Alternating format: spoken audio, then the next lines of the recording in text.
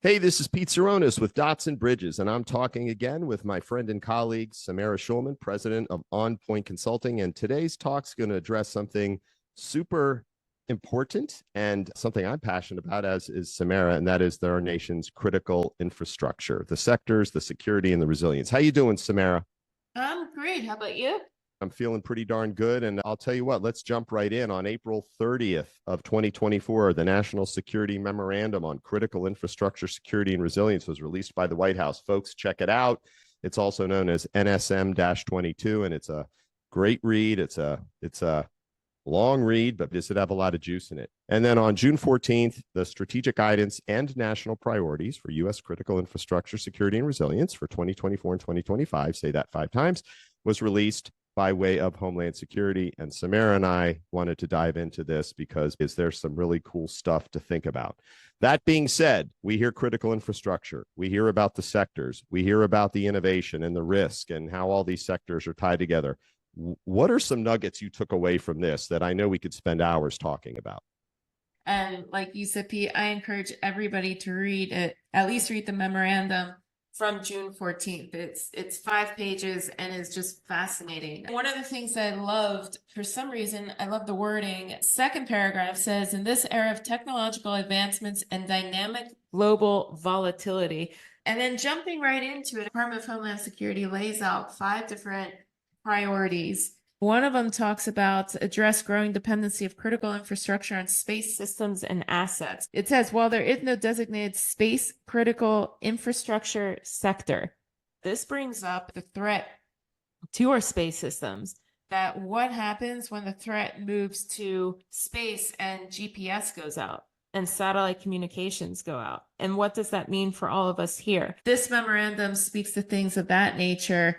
Another one, the first priority that's mentioned is address cyber and other threats posed by the People's Republic of China. Big paragraph, but one of the things that I commend government and commend DHS for looking at and thinking about, and again, Pete, as a citizen, thank goodness they are.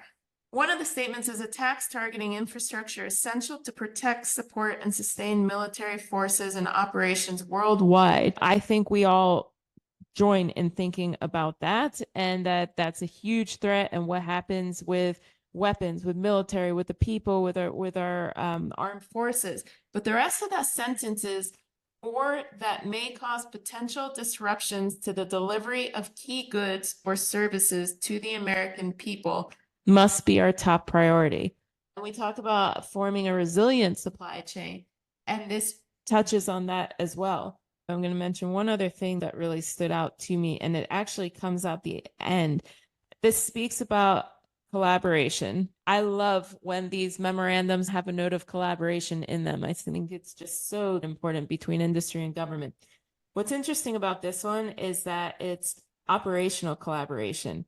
It's not just knowing what each of us is working on. It's not just knowing what government is up to. It's not just knowing what private sector is up to, but it's knowing the interdependence of them and being able to work together to mitigate the risk.